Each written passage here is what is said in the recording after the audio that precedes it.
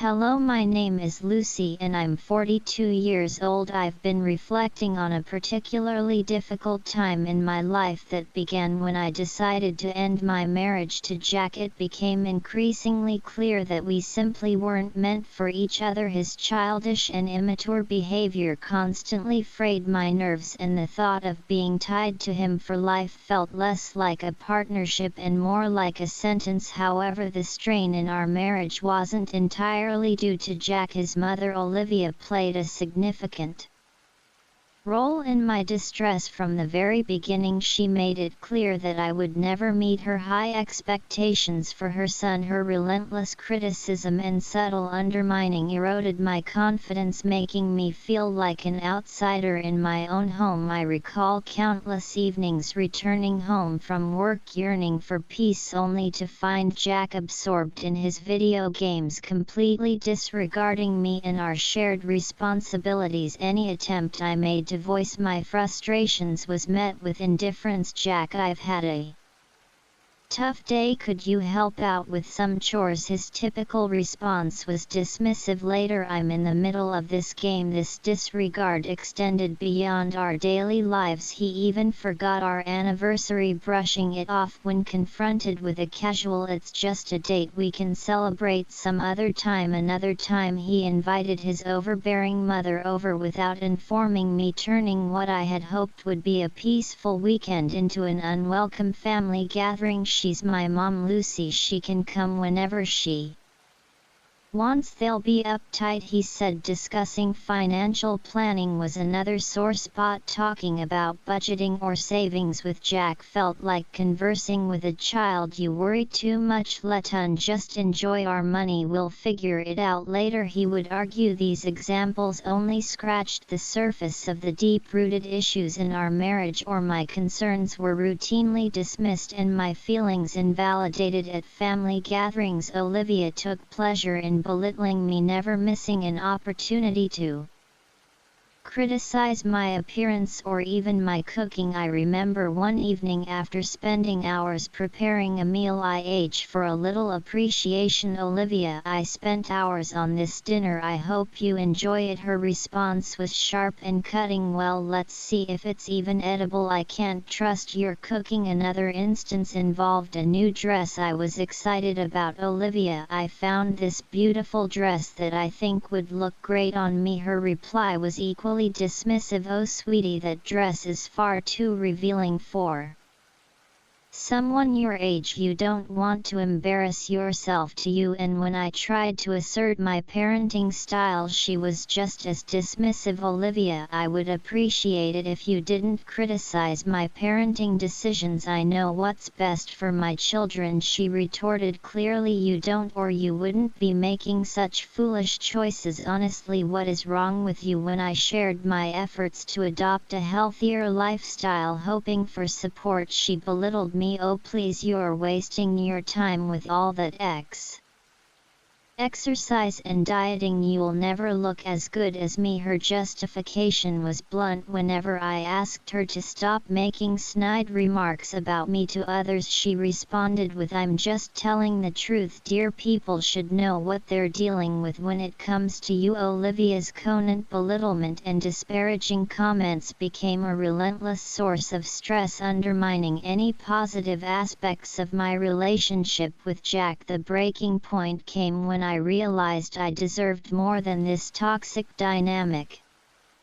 It was a difficult decision, but I filed for divorce, seeking liberation from the emotional turmoil that had consumed me. In court, I laid bare the irreconcilable differences and the detrimental impact of our marriage on my well-being. As the proceedings concluded, I began to feel the weight lifting. Olivia, my ex-mother-in-law, could hardly conceal her pleasure. She leaped up, a twisted smile of victory spreading across her face, reveling in the dissolution of our marriage, her delight in my supposed defeat was as glad as it was unsettling. Finally free from the shackles of a troubled marriage, I stood in the courtroom as Olivia proclaimed triumphantly that she had won her son back. I've won, I finally won. Her declaration, soaked in delight, hung heavily in the air, igniting a surge of anger and indignation within me. How could she take pleasure in my pain, celebrating the end of my marriage as if it were her victory? I couldn't hold back my fury. With contempt lacing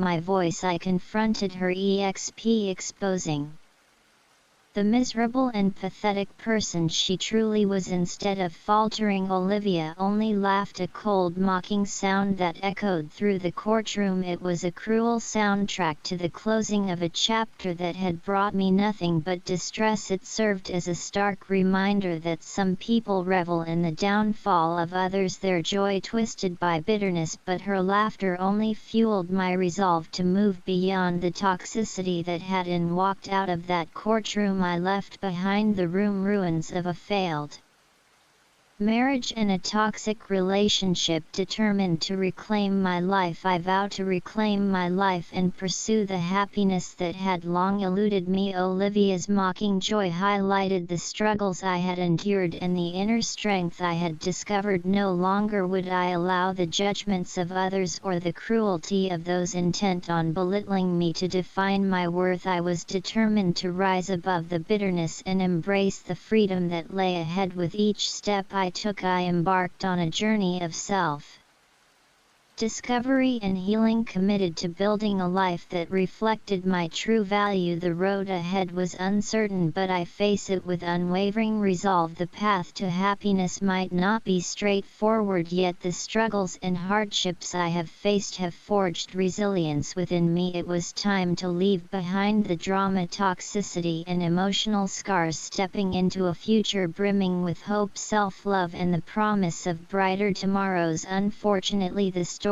doesn't end here. When Olivia gloated about her victory, she expected to gain something tangible, something she believed she had finally secured, but fate had other plans. She thought she would inherit a coveted family heirloom, the stunning diamond orchid necklace, a piece with exquisite design passed down through generations and valued at millions due to its rarity and craftsmanship. Whenever Olivia saw the necklace, her eyes sparkled with unmistakable greed, yet throughout my marriage to Jack it remained tantalizingly out of her reach. During our years together, Olivia often suggested selling the necklace to fund more practical needs, but each time I firmly rejected her idea. I explained that the necklace was not only valuable, it held deep sentimental significance as a vital part of my family's legacy. Despite her relentless attempts to sway my decision, I stood resolute in my commitment to keep the necklace within my family. After the divorce was finalized, Olivia believed she might somehow benefit from the necklace value, thinking she could claim a share that would satisfy her materialistic desires. What she didn't know was that I had other plans in mind. A month had passed since the divorce went. Unexpectedly, I heard a familiar knock at my door. When I opened it, I found Olivia standing there, her face streaked with tears and her voice trembling. "Lucy, please, I need to talk to you," she pleaded. Despite my mixed feelings, curiosity laced with reluctant sympathy, I stepped aside and let her in. From the cold, once settled in the living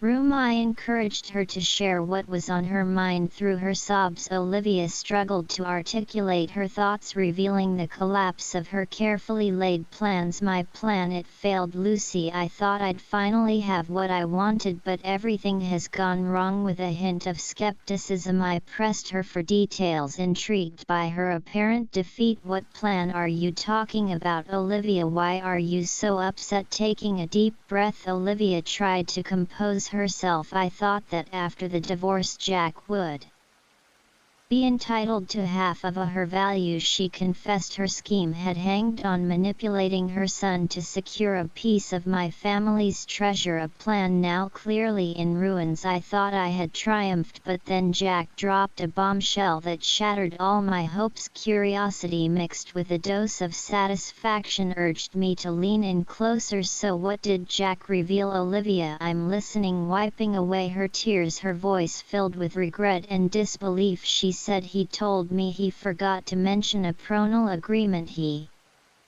signed before we got married. It clearly stated that the heirloom along with all your money was completely off limits. I never stood a chance. I couldn't help but burst into laughter, a wave of relief and vindication washing over me. Oh Olivia, you have no idea how much I anticipated this moment. I knew all alone that your manipulative schemes would unravel. Olivia's face flushed with a mix of embarrassment and anger. You knew all along and still let me believe I had won. How could you? Leaning back in my chair, a sense of triumph radiated from within me as I replied with a satisfied smile, oh Olivia, I didn't let you believe anything. You saw what he wanted to see. Blinded by your greed, I knew the truth would eventually come out as the reality of her folly sank in. Olivia's tears shifted to a mix of frustration and regret. She had played her hand and it had spectacularly failed, leaving her with nothing. I can't believe you signed that prenup, she said incredulously. I was hoping to at least get some of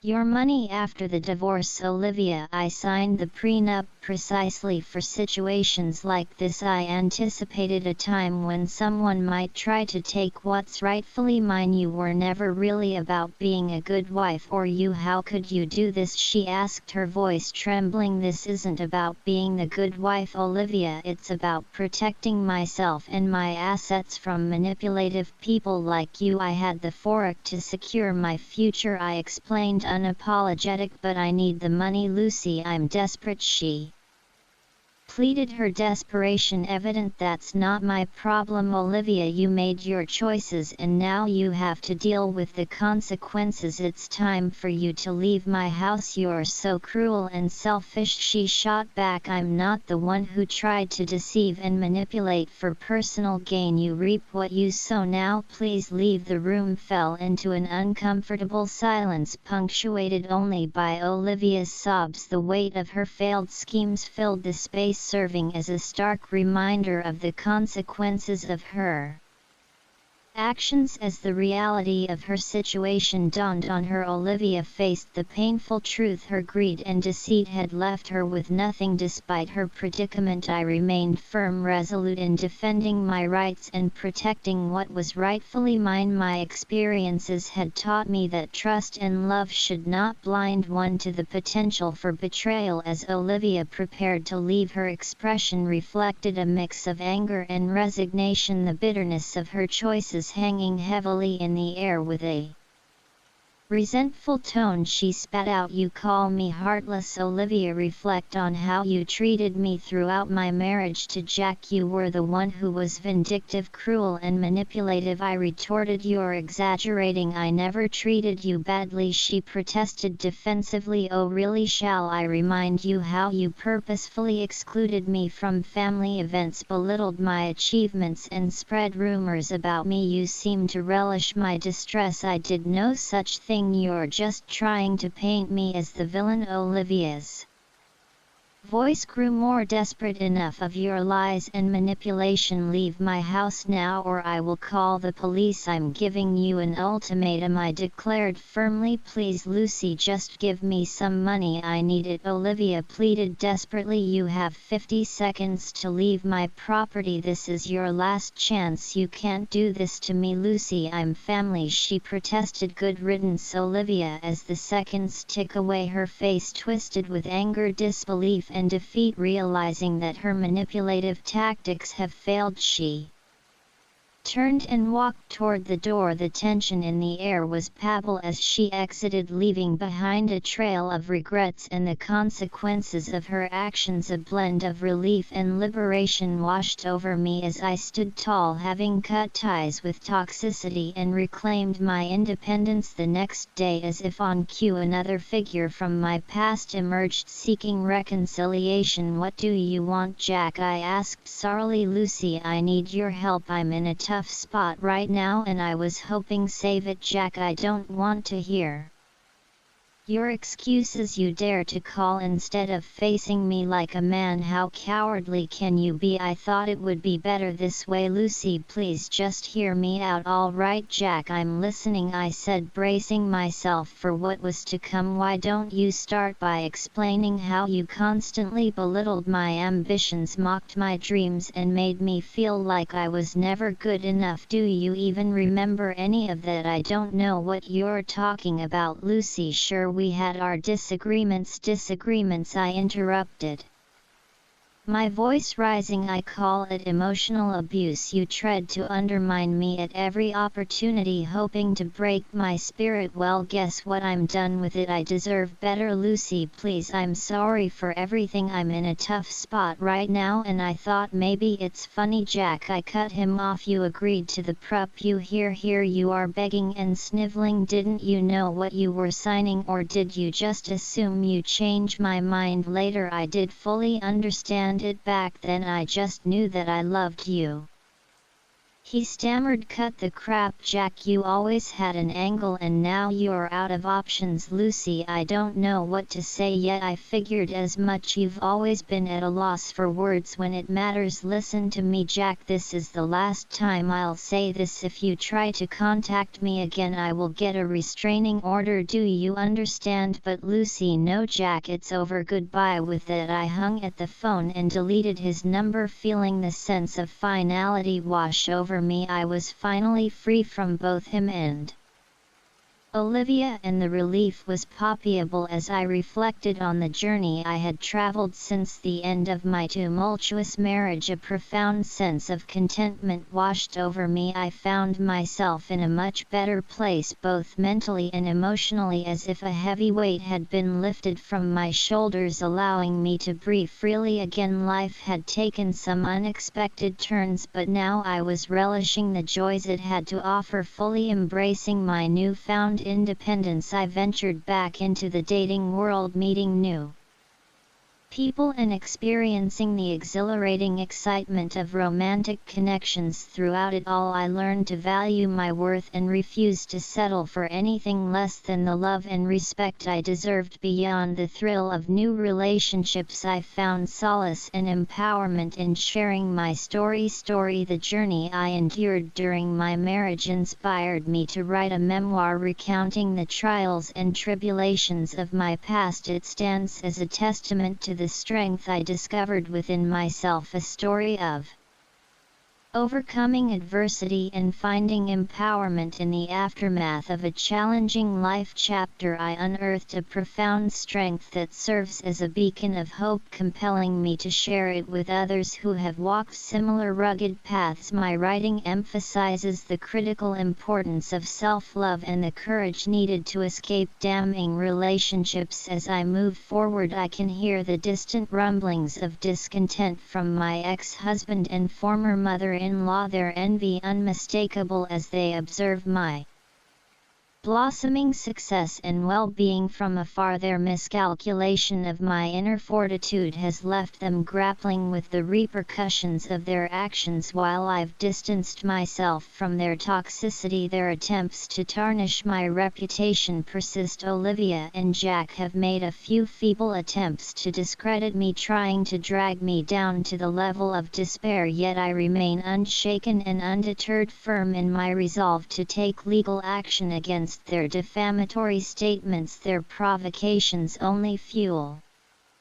My determination to see justice served this new chapter of my life is steeped in gratitude for the resilience I've discovered within and for the solid support system surrounding me, encircled by friends and family who uplift and inspire me, a cheer on my transformation and motivate me to continue reaching for greater heights. From the ruins of a shattered marriage I have emerged not only unscathed but fortified, enlightened about my worth, and more determined than ever to live freely and fully. This journey, though fraught with challenges, has catapulted me to a realm of self-empowerment and authenticity. My life's narrative is no longer defined by the shadows of pain but illuminated by the triumphs of overcoming and thriving. Having moved past the darkness, I now bask in the light of promising new beginnings. As I pen the ongoing chapters of my life, I approach each page with renewed purpose, seizing the happiness that had previously eluded me. Every word I craft is a step toward reclaiming my voice,